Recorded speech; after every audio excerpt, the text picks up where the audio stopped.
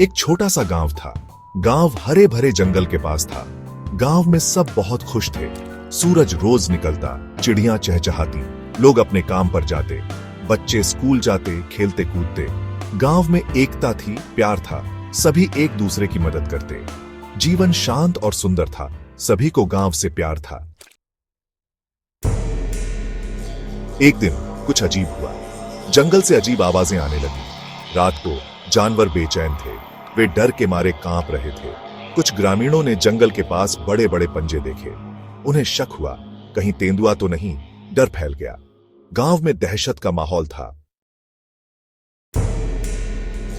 गांव वाले डरे हुए थे, वे रात को सो नहीं पाते थे। बच्चे स्कूल जाना बंद कर दिया, खेल के मैदान खाली पड़े थे। गांव की खुशियां गायब हो गई थीं। सब डर के साए में जी रहे थे। हमें इस तेंदुए से छुटकारा पाना होगा, ग्रामीणों ने फैसला किया। ग्रामीणों ने जंगल में जाल बिछाया। वे तेंदुए को पकड़ना चाहते थे, लेकिन तेंदुआ बहुत चालाक था। वह जाल में नहीं फंसा, उल्टा एक गरीब बछड़ा जाल में फंस गया। वह जोर जोर से रंभा रहा था। गांव वालों को अपनी गलती का एहसास हुआ। यह तरीका गलत था। Section 5 a glimmer of hope. तभी छोटी माया ने आवाज दी। माया बहुत ही समझदार बच्ची थी। हमें तेंदुए को मारना नहीं चाहिए, माया ने कहा। वह भी तो भूखा होगा। माया को जानवरों से बहुत प्यार था। वह हमेशा उनकी मदद करती। लेकिन हम क्या करें? गांव वाले परेशान थे। माया ने एक तरकीब सोची। माया एक छोटी सी लड़की थी, लेकिन उसकी सोच बड़ी थी। गांव में तेंदुए का आतंक था और सभी लोग डर के साए में जी रहे थे। माया ने सोचा कि अगर तेंदुए को जंगल वापस भेजा जा सके तो गांव में शांति लौट आएगी। उसने अपने दिमाग में एक योजना बनाई और उसे अमल में लाने का फैसला किया। हमें तेंदुए को जंगल वापस भेजना होगा, उसने कहा। माया ने गांव वालों को अपनी योजना समझाई। उसने बताया कि तेंदुए को जंगल में वापस भेजने के लिए हमें एक चाल चलनी होगी।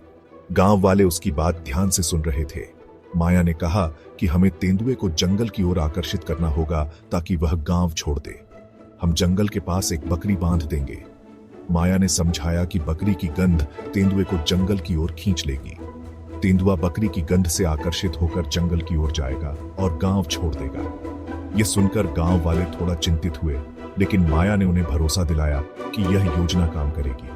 तेंदुआ बकरी को खाकर जंगल चला जाएगा।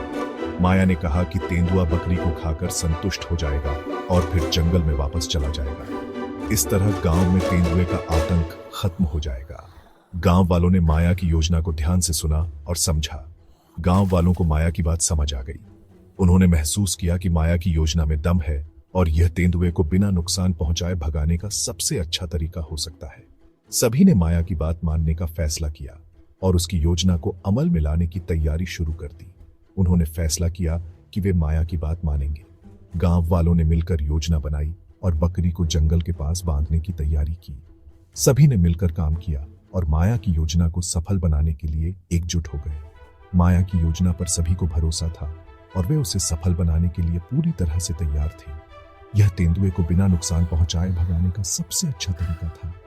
माया की योजना सफल रही और तेंदुआ बकरी को खाकर जंगल में वापस चला गया।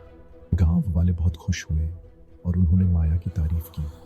माया की समझदारी और साहस ने गांव को तेंदुए के आतंक से मुक्त कर दिया। सबको माया पर गर्व था। माया की योजना ने गांव को तेंदुए के आतंक से बचा लिया और सभी ने उसकी तारीफ की। माया की समझदारी और साहस ने उसे गांव का हीरो बना दिया। गांव वाले माया के आभारी थे और उन्होंने उसे धन्यवाद दिया। माया की योजना ने साबित कर दिया कि छोटी सोच भी बड़ी समस्याओं का समाधान कर सकती है। उन्होंने माया की योजना पर अमल किया। गांव के लोग एकत्रित हुए और माया की बताई योजना के अनुसार उन्होंने एक बकरी को जंगल के किनारे पर बांध दिया। यह एक जोखिम भरा कदम था, लेकिन उनके पास और कोई विकल्प नहीं था। वे जानते थे कि तेंदुआ अक्सर रात को शिकार के लिए आता है और यह उनकी एकमात्र उम्मीद थी। रात को सब लोग अपने घरों में छुप गए। हर कोई अपने घरों के अंदर दुबक गया, खिड़कियों और दरवाजों से झांकते हुए। वे सभी डर और उम्मीद के मिश्रण से भरे हुए थे। क्या तेंदुआ आएगा? क्या उनकी योजना सफल होगी? ये सवाल उनके मन में घूम रहे थे। जैसा अनुमान था, तेंदुआ बकरी के पास आया। उसकी चाल धीमी और सतर्क थी, जैसे वह किसी खतरे को भांप रहा हो, लेकिन भूख ने उसे आगे बढ़ने पर मजबूर कर दिया। उसकी आंखें बकरी पर टिकी हुई थीं और वह धीरे धीरे उसके पास पहुंचा। वह भूखा था और उसे खाने के लिए कुछ चाहिए था। उसकी पसलियां साफ दिखाई दे रही थीं और उसकी आंखों में भूख की चमक थी। बकरी उसकी एकमात्र उम्मीद थी और वह उसे किसी भी कीमत पर पाना चाहता था।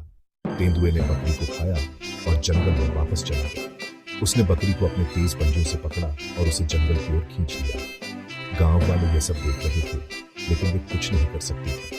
तेंदुआ धीरे धीरे अंधेरे में गायब हो गया। गांव वाले चुपके से यह सब देख रहे थे। उनकी आंखों में डर और राहत का मिश्रण था। तेंदुआ चला गया था, लेकिन वे जानते थे कि यह केवल एक अस्थायी समाधान था। उन्हें कुछ और सोचना होगा, कुछ और करना होगा, ताकि उनका गांव सुरक्षित रह सके। अगली सुबह गांव में खुशी की लहर दौड़ गई। तेंदुआ चला गया था। बच्चे फिर से स्कूल जाने लगे। खेल के मैदान गुलजार हो गए। गांव में फिर से शांति छा गई। सबने माया का शुक्रिया अदा किया। माया ने सबको एक महत्वपूर्ण सीख दी थी। वह सीख थी कि एकता और समझदारी से ही हम किसी भी समस्या का समाधान कर सकते हैं। गांव में पहले बहुत झगड़े होते थे। लोग छोटी छोटी बातों पर लड़ते थे, लेकिन माया ने सबको समझाया कि हिंसा का जवाब हिंसा से नहीं दिया जा सकता। हिंसा का जवाब हिंसा से नहीं दिया जा सकता। माया ने सबको यह भी बताया कि अगर हम एक दूसरे की बात सुने और समझें, तो हम अपने गांव को एक शांतिपूर्ण और खुशहाल जगह बना सकते हैं। उसने उदाहरण देकर समझाया कि कैसे समझदारी और प्यार से मुश्किल समस्या का हल निकाला जा सकता है। समझदारी और प्यार से मुश्किल समस्या का हल निकाला जा सकता है। माया ने गांव वालों को एकजुट होकर काम करने की प्रेरणा दी। उसने उन्हें सिखाया कि अगर हम सब मिलकर काम करें, तो कोई भी समस्या इतनी बड़ी नहीं होती कि उसका हल न निकाला जा सके। गांव वालों ने माया की बातों को ध्यान से सुना और समझा।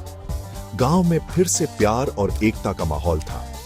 माया की सीख ने गांव में एक नई ऊर्जा भर दी थी। लोग अब एक दूसरे की मदद करने लगे थे और हर कोई खुश था। गांव में अब पहले जैसी लड़ाई झगड़े नहीं होते थे। सब मिलकर त्योहार मनाते थे और एक दूसरे के साथ खुशियां बांटते थे। इस घटना के बाद से माया गांव की हीरो बन गई। लोग उसकी बहुत इज्जत करने लगे थे और उसकी बातों को मानने लगे थे। माया ने अपने गांव को एक नई दिशा दी थी। उसकी वजह से गांव में फिर से खुशहाली और शांति का माहौल बन गया था। सबने उससे बहुत कुछ सीखा था। माया ने गांव वालों को सिखाया कि एकता में ही शक्ति है और अगर हम सब मिलकर काम करें, तो कोई भी समस्या इतनी बड़ी नहीं होती कि उसका हल न निकाला जा सके। उसकी सीख ने गांव को एक नई दिशा दी और सबने मिलकर एक खुशहाल और शांतिपूर्ण गांव का निर्माण किया।